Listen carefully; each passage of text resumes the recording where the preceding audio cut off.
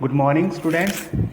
कल हमने जो मेटल्स थे यानी धातु थी उनके गुण किए थे। रासायनिक गुण कल हमने फिनिश कर दिए, कल ख़त्म हो गए वो। तो कल हमने एक लास्ट वाला गुण किया था। लास्ट का गुण धर्म क्या था कि जो आपकी जो मेटल धातु है, धातु जैसे मान के चलिए ये सोडियम है, ठीक है।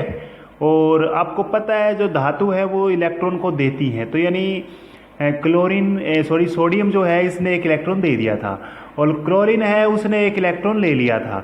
तो दोनों का चार्ज आ गया भाई, दोनों पे चार्ज आ गया और दोनों आपस में क्या करेंगे आपको पता है। जब प्लस का चार्ज यानी प्लस का आवेश और माइनस का आवेश आपस में मिलते हैं तो दोनों क्या हो जाते हैं, मिल जाते हैं और इनके ऊपर कोई चार्ज नहीं रहता।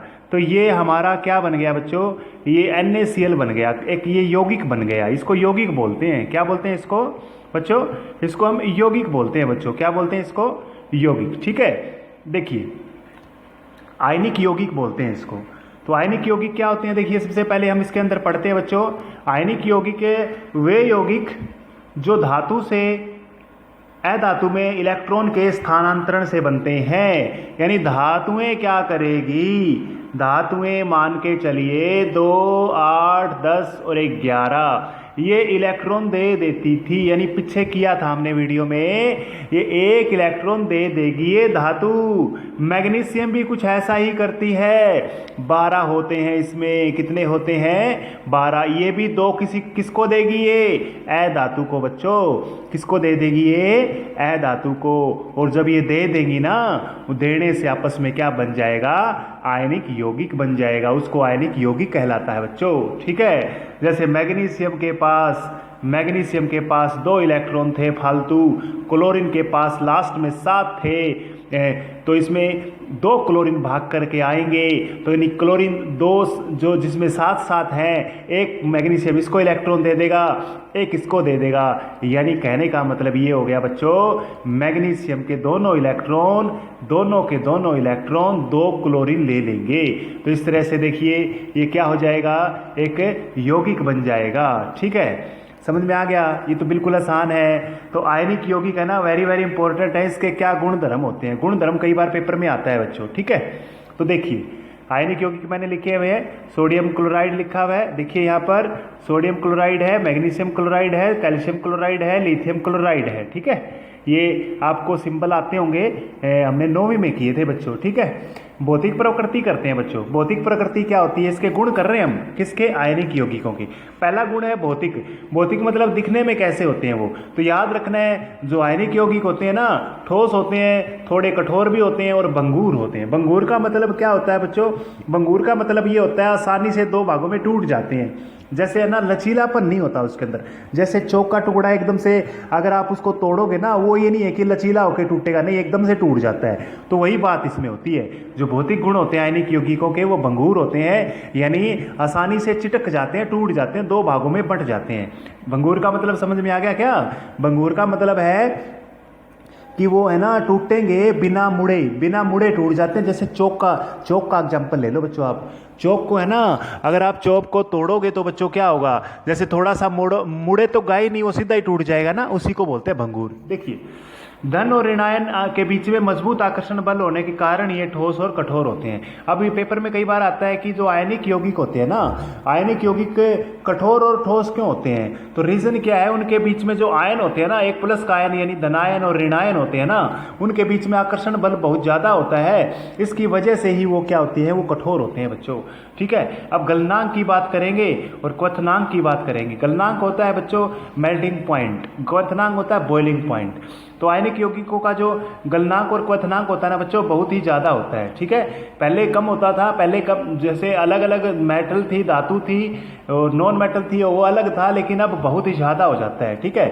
ऐसा इसलिए होता है बच्चों क्योंकि मजबूत आयनों के बीच आकर्षण बल को तोड़ने के लिए ऊर्जा ज़्यादा मात्रा में चाहिए। कहने का मतलब है अगर उसको बॉयल करना है यानी उसको गलाना है। अब छोटी सी बात समझो बच्चों, आप 9वीं में आपने किया है, ये पानी है, इसके अंदर क्या है, इसके अंदर पानी। अब है ना, इसके जो कण है ना, पानी के जो कण हैं, अगर हमने फ्रीज में रख दिया तो इनके बीच में जो गैप है ना, इसके अंदर बीच में जो स्थान है, रिक्त स्थान है, ये कह सकते हैं ये बहुत ज़्यादा मात्रा में होता है। लेकिन इनके बीच की जो दूरी है, अगर हम दूरी को कम कर दें ना, देखो आप ध्यान से, अगर है ना भाप, अब मैं इसमें देखो बना के दिखा रहा हूँ आपको एक बार, देखो एक बार मान के चलो बच्चों, ये मेरे पास है, इसमें भाप है, भाप है इसमें, तो इसमें है मेरे पास पानी, इसमें बन जाएगी ये आपकी बन जाएगी आइस, बर्फ। क्या है ये? बर्फ। तो देखो बच्चों, इसका अगर तापमान कम कर दोगे ना भाप का, तो पानी बन जाएगा, पानी का कर दोगे तो बर्फ बन जाएगा बच्चों। तो यानी कहने का मतलब है इसके में आकर्षण बल कम होता है, इसमें इसके कणों के बीच में आकर्षण बल थोड़ा बीच का होता है, और इसके कणों के बीच में आकर्षण बल बहुत ज़्यादा होता है बच्चों। क्या होता है? आकर्षण बल बहुत ज़्यादा होता है। तो यही बात है, आकर्षण बल ज़्यादा होने की वजह से इनका क्वथनांक और बॉइलिंग पॉइंट यानी कह सकते हैं मेल्टिंग पॉइंट बराबर बहुत ज़्यादा होता है बच्चों। घुलनशीलता की बात करते हैं बच्चों, किसकी बात करते हैं? घुलनशीलता की। देखो बच्चों, सिंपल सी बात है, घुलनशीलता क्या होती है? किसी चीज़ का घुल जाना। तो आयनिक यौगिक होते हैं ना, पानी में आसानी से घुल जाते हैं। जैसे नमक है बच्चों, नमक का एग्जाम्पल ले लो आप, ठीक है। नमक पानी में डालते ही मिल जाता है बच्चों, ठीक है। लेकिन तेल वगैरह, पेट्रोल यानी पेट्रोल है, केरोसिन ऑयल है, इनमें अघुलनशील होते हैं, ये अघुलनशील होते हैं बच्चों, ये ठीक है, याद रखना है। विद्युत चालकता की बात करते हैं बच्चों। अब बच्चों देखो, विद्युत चालकता क्या होती है? विद्युत चालकता ये होती है जो हमारे पास आयनों का मतलब एक तरह से हम कह सकते हैं गति करना, है ना। अगर आयन गति करेंगे तो विद्युत का चालन होगा, वरना नहीं होगा बच्चों।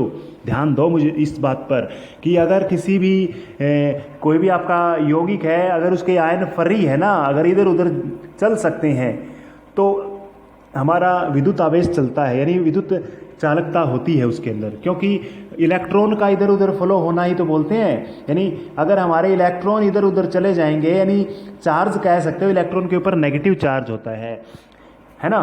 तो अगर उसमें तभी होगा जब उसके आयन फ्री होंगे। क्या होंगे? उसके पॉजिटिव और नेगेटिव आयन क्या होने चाहिए? फ्री होनी चाहिए। लेकिन बच्चों देखो एक बार, अगर विद्युत चालन की बात करनी है तो जो आयनिक यौगिक होते हैं ना, वो जलीय विलयन में कह सकते हो, गलित अवस्था में कह सकते हो, गलित अवस्था में विद्युत का चालन करते हैं। गलित का मतलब ये कह सकते हैं बच्चों, जो इनकी द्रव की अवस्था होती है, द्रव अवस्था में, जैसे आप है ना पानी में नमक डाल करके बिजली गुजार सकते हो बच्चों, ठीक है। ये मान लो आपके पास अकेला नमक पड़ा है, यहाँ पर नमक पड़ा है, तो इसके अंदर बिजली नहीं गुजरेगी। लेकिन इस नमक को आपने पानी में डाल दिया तो उसके अंदर विद्युत चालन हो जाएगी बच्चों, ठीक है। गलित अवस्था में याद रखना है। ऐसा इसलिए होता है क्योंकि विपरीत आयनों के मध्य आकर्षण बल ऊष्मा के कारण कमजोर पड़ जाता है। देखिए जैसे ही उसको पानी में डालते हैं ना बच्चों, देखो एक बार बच्चों इसमें समझो एक बार, ये पानी था और इसके अंदर आपने नमक डाल दिया बच्चों। क्या डाल दिया?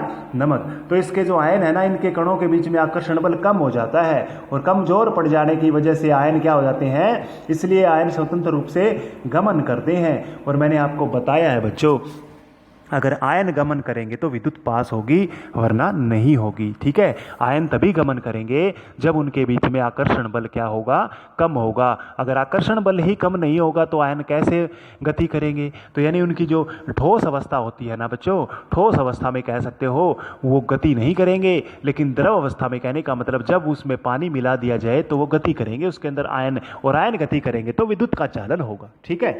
नेक्स्ट देखिए बच्चों, इसमें टॉपिक है, हम करते हैं नेक्स्ट, धातुओं की जो प्राप्ति है, धातु कैसे हम प्राप्त करते हैं बच्चों, वो हम करते हैं, ठीक है। तो धातु की जो प्राप्ति करने से पहले कुछ डेफिनेशन है बच्चों की धातु हमारे इस भूमंडल पर कहाँ कहाँ उपस्थित हैं। देखिए बच्चों, सबसे पहले हम खनिज की बात करते हैं बच्चों। खनिज क्या होते हैं बच्चों?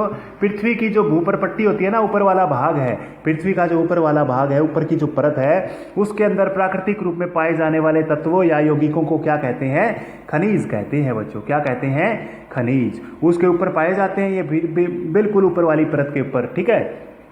अच्छा देखिए, अयस्क क्या होते हैं? देखो बच्चों, जो ये होते तो खनिज ही होते हैं, ये भी अयस्क भी क्या होते हैं? खनिज होते हैं, खनिज ही होते हैं अयस्क। बस बात क्या होती है, सभी जैसे एक एग्जाम्पल समझो बच्चों इसमें, जैसे जितने भी खनिज होते हैं ना, जितने भी खनिज होते हैं उनमें जो हम धातुएं प्राप्त करते हैं उनसे क्या करते हैं, धातुएं। लेकिन सभी खनिजों से धातुएं प्राप्त नहीं की जा सकती बच्चों, सभी खनिजों से धातुएं प्राप्त नहीं की जा सकती, क्योंकि उनसे कुछ खनिज ऐसे होते हैं जिनसे धातु प्राप्त करना बड़ा आसान होता है, लाभदायक होता है। जिन खनिजों से धातु प्राप्त करना बड़ा आसान हो, लाभदायक हो, उनको बोलते हैं अयस्क बच्चों।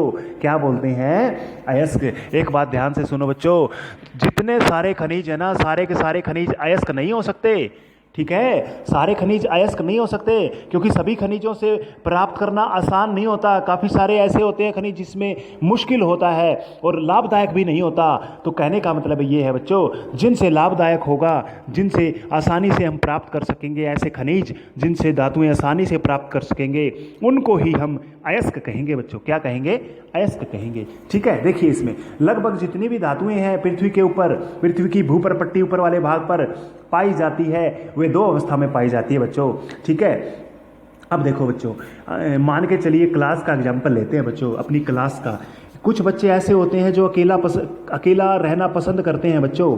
क्या होते हैं, कुछ बच्चे ऐसे होते हैं जो अकेला रहना पसंद करते हैं, कुछ बच्चे ऐसे होते हैं जो समूह में रहना की कोशिश करते हैं, यानी मुक्त अवस्था वाले होते हैं जो अकेला रहना पसंद करते हैं। वो अकेला क्यों रहते हैं बच्चों, क्योंकि उनके अंदर अभिक्रिया यानी क्रियाशील नहीं होते वो, यानी कहने का मतलब है कोई क्रिया नहीं करेंगे, कोई बातें नहीं करेंगे, कुछ नहीं कहेंगे, तो कहने का मतलब ये है वो मुक्त अवस्था में पाए जाएंगे। तो ये एग्जाम्पल दिया है मैंने, आप इसको पढ़ सकते हो आराम से।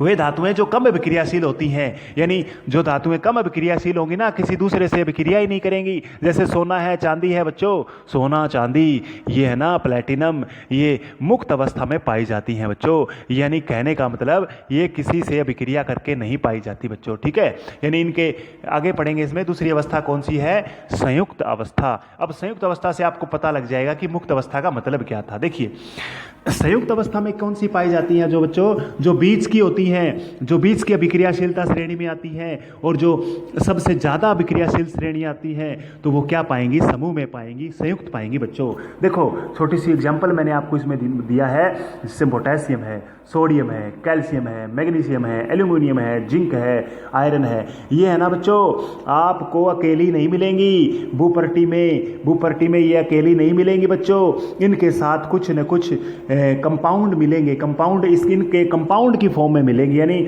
संयुक्त फॉर्म में मिलेंगी बच्चों। चलो मैंने एग्जाम्पल दिए हैं, इससे आपको समझ में आ जाएगा बच्चों। लगभग धातुएं संयुक्त अवस्था में पाई जाती हैं बच्चों, लगभग, क्योंकि 2-3 ही धातुएं ऐसी हैं, 2-3-4 धातुएं ऐसी हैं जो मुक्त अवस्था में पाई जाती हैं, जिनको हम डायरेक्टली प्राप्त करते हैं। लेकिन काफ़ी सारी ऐसी होती हैं बच्चों जो संयुक्त अवस्था में पाई जाती हैं। देखिए इसमें कुछ सामान्य धातु, कुछ सामान्य संयुक्त अवस्थाएं कौन कौन सी है बच्चों, ऑक्साइड, सल्फाइड और कार्बोनेट। अब ध्यान से समझो बच्चों, जिंक सल्फाइड।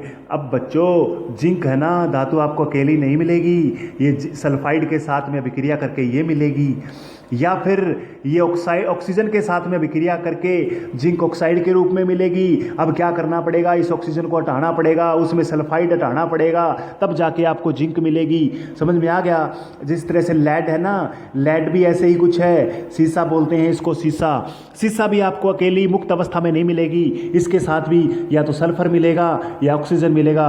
कहने का मतलब बच्चों ये एक किसी दूसरे तत्व से अभिक्रिया करके मिलेंगी बच्चों, दूसरे तत्वों से अभिक्रिया करके ये उस अवस्था में मिलेंगी। ठीक है, आ गया समझ में। इसी तरह से कॉपर है बच्चों, कॉपर भी अकेली नहीं मिलेगी, मुक्त अवस्था में नहीं मिलेगी, वो क्या मिलेंगी, वो किसी से अभिक्रिया करके मिलेंगी। ठीक है, लास्ट टॉपिक करते हैं बच्चों। गैंग क्या होता है, गैंग, अधात्री।